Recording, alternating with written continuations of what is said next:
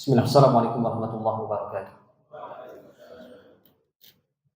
Alhamdulillah, wassalatu wassalamu ala rasulillah, ikhwan kiram azza alhamdulillah. Tapi dari Allah tabaraka wa ta'ala kita dapat kembali bermunajat kepada Allah Subhanahu wa ta'ala. Dan hakikatnya harusnya salat itu adalah hal terindah yang kita temukan di dunia ini. Di mana kita bermunajat, berbincang meminta kepada Allah tabaraka wa ta'ala. Namun kenapa terkadang salat itu tidak menjadikan nikmat? Tidak nikmat bagi kita. Sebabnya karena kita tidak mengetahui siapa zat yang sedang kita ibadahi. Kita belum mengenal siapa Allah tabaraka wa ta'ala, siapa yang menciptakan kita. Maka perlu hendaknya dan penting serta wajib kita mempelajari siapa Allah Subhanahu wa ta'ala. Kita mengenal siapa Rabb kita. Kita memilih pasangan, kita berusaha untuk mengenal dia. Kita memilih teman, maka kita berusaha untuk mengenal dengan dalam siapa hakikat dari teman kita. Maka kita berusaha mengenal Allah tabaraka wa ta'ala. Dan di antara cara kita mengenal adalah dengan asma dan sifatnya. Maka di kesempatan malam ini setelah tadi sore kita membahas satu nama dari nama-nama Allah tabaraka wa ta'ala, yaitu Al-Bar, Allah yang maha baik. Maka di kesempatan malam ini kita akan membahas nama yang lain yang Allah miliki, yaitu Al-Majid. Ya, Allah memiliki nama Al-Majid. Apa arti Al-Majid? Yang maha terpuji. Terpuji dalam apanya? Dalam segala hal. Dalam zat Allah Subhanahu wa ta'ala, dalam asma dan sifatnya, sehingga kita mengenal nama-nama Allah tabaraka wa ta'ala itu diistilahkan dengan Asmaul Husna. Nama-nama yang terindah. Nama-nama yang paling indah. Tidak ada nama-nama yang paling baik, nama yang paling indah kecuali nama-nama yang dimiliki oleh Allah tabaraka wa ta'ala. Dan bagaimana kita mengetahui tentang keindahan nama tersebut? Apakah hanya sekedar mengenal nama itu saja, tahu nama itu saja? Tentunya tidak. Tapi kita berusaha untuk memahami makna dan konsekuensi dari nama-nama tersebut. Jadi antara nama-nama tersebut adalah Al-Majid. Allah memiliki nama yang maha terpuji. Terpuji dalam apanya lagi? Terpuji dalam akwalnya, dalam firman-firmannya. Dan firman yang diturunkan oleh Allah tabaraka wa ta'ala untuk umat yang terakhir adalah Al-Quran. Dan ikhwan kiram a'azzanakum jami'an, Al-Quran adalah tanda kasih sayang Allah terhadap kita. Al-Quran adalah pesan cinta dari Allah kepada kita. Akan tetapi terkadang kecintaan Allah Subhanahu wa ta'ala ini bertepuk sebelah tangan. Allah memberikan cinta yang begitu besar terhadap makhluknya, ini jalan engkau sukses di dunia dan akhirat.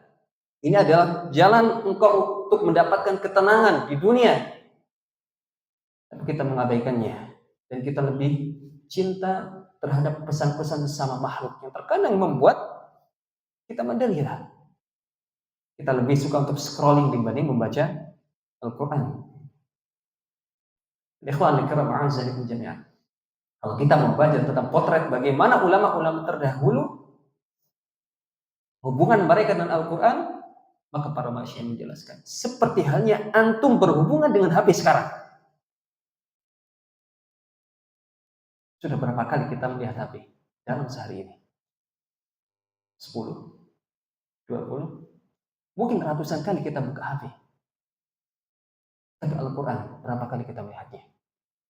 Sedangkan itu adalah pesan cinta dari Rabb kita. Maka ikhwanul kiram a'azzanakum jami'an, ketika kita memang benar-benar cinta kepada Allah Subhanahu wa ta'ala, terima pesan itu. Baca pesan itu.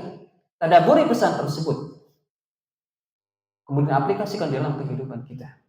Dan seluruh apa yang terkandung dalam Al-Quran, sungguh semuanya adalah terpuji. Tidak ada yang tercela. Maka ketika orang-orang kafir pun mempelajari Al-Quran, mendalim Al-Quran, mereka akan terkejut, akan tercengang dengan betapa indahnya Al-Quran. Sehingga banyak para peneliti dari non-muslim masuk Islam gara-gara meneliti Al-Quran. Mereka niatnya adalah mencari kesalahan dari Al-Quran, tapi mereka tidak mendapatkan satupun kesalahan. Bahkan mereka mendapatkan tentang keindahan dari Al-Quran. Maka bagaimana dengan kita yang seorang muslim? Kemudian Allah tabaraka wa ta'ala juga terpuji dalam segala perbuatannya, di dalam segala takdirnya. Dan kita tahu takdir Allah Subhanahu wa ta'ala ada yang baik, ada yang buruk. Yang baik itu seperti apa? Yang buruk seperti apa? Yang baik menurut kita. Ketika kita mengatakan baik adalah Allah memberikan kasih sayang berupa kelancaran usaha, kelancaran urusan, kemudian kesuksesan dalam bisnis dan bekerja, itu kita yang anggap baik. Kemudian takdir yang buruk. Apa itu takdir buruk? Apakah ada takdir buruk? Para ulama menjelaskan, hakikatnya tidak ada takdir buruk menurut Allah Subhanahu wa taala. Kitalah yang mengatakan, yang menganggap bahwasanya takdir itu buruk. Namun Allah mengatakan tidak. Contoh, apa takdir buruk? Sakit misalnya. Ketika kita sakit, kita mengatakan itu adalah hal yang buruk. Namun Allah berkehendak tidak. Sakit itu bukan sesuatu yang buruk. Karena dengan kita sakit, banyak hal yang kita akan dapatkan. Di antaranya adalah dosa kita akan digugurkan. Banyak dosa yang kita lakukan. Jangankan tahun lalu, mungkin hari ini saja sudah banyak dosa yang kita lakukan. Dan sudah tidak terhitung dari dosa-dosa yang kita lakukan. Maka kasih sayang Allah Subhanahu wa taala dengan memberikan sakit, kemudian dosa-dosa yang digugurkan. Dan sakit yang tidak sebanding ini, sakit yang tidak begitu parah ini, ternyata dosa-dosa yang digugurkan banyak. Bukan cuma satu saja. Kalau seandainya antara sakit dengan dosa disebandingkan, mungkin kita akan mati. Kemudian banyak hal lagi. Allah menaikkan derajat kita, Allah melatih kita, atau memberikan izin kepada kita untuk beribadah dengan salah satu ibadah yang tidak bisa diperoleh kecuali dengan rasa sakit. Apa itu? Sabar. Kita berusaha untuk sabar. Karena ketika kita dalam keadaan sehat, jarang kita bersabar. Dan ibadah yang lain, syukur. Kenapa? Karena hakikatnya, seringnya, mayoritasnya manusia akan bersyukur ketika dia sudah sakit.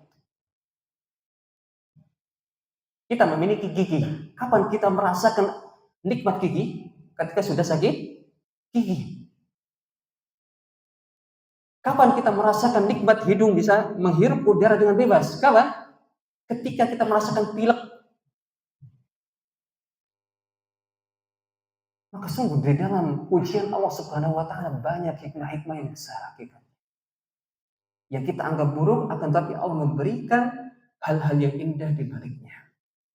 Maka inilah sifat Allah Subhanahu wa taala. Sesungguhnya apa yang Allah lakukan, seluruh asma dan sifatnya, zatnya dan semuanya yang Allah lakukan adalah hamid, adalah terpuji. Maka jangan pernah kita suudzon kepada Allah Taala atas apa yang Allah berikan kepada kita semua. Karena hakikatnya kita tidak mengetahui, kita belum paham apa hikmah-hikmah yang Allah inginkan setelah itu. Maka teruslah bersikap husnudzon, bersikaplah berperilaku ataupun berprasangka baik kepada Allah Taala. Dan Allah telah mengatakan, sungguhnya aku sesuai dengan prasangka hambaku. Ketika Allah kita prasangkai dengan baik, maka kita menaruh harapan kepada Allah Subhanahu wa taala akan memberikan hal-hal yang baik. Jadi antara dalil tentang Allah Taala memiliki nama Al-Majid adalah firman Allah Subhanahu wa taala di dalam Al-Qur'annya, innahu Hamidul Majid. Ketika Allah mengatakan memberikan rahmatuhu wa barakatuhu alaikum ahlal bait, rahmat dan keberkahan kepada kalian, yaitu keluarga Rasulullah SAW. Allah memberikan rahmat dan keberkahan kepada keluarga Rasulullah SAW. Yang bagaimana? Tentunya yang beriman kepada Allah Taala. Karena ada di antara keluarga Rasulullah SAW yang tidak beriman. Maka kemudian Allah menutup firman tadi, innahu Hamidul Majid. Sesungguhnya Allah Subhanahu wa taala memiliki nama Hamid dan Majid. Memiliki nama yang maha terpuji dan maha agung. Inilah beberapa hal yang bisa kita petik tentang nama Allah Taala Al-Hamid. Di mana Al-Hamid artinya apa? Yang maha terpuji. Terpuji dalam apa? Dalam segala hal, termasuk di dalam takdir yang sering kita anggap takdir itu adalah takdir jelek. Semuanya adalah kebaikan bagi kita semua. Semoga kita bisa bersikap husnudzon kepada Allah Taala. Lalu dengan kafatul majlis, anta bihamdika asyhadu an la ilaha illa anta astaghfiruka wa atubu ilaik. Assalamualaikum warahmatullahi wabarakatuh.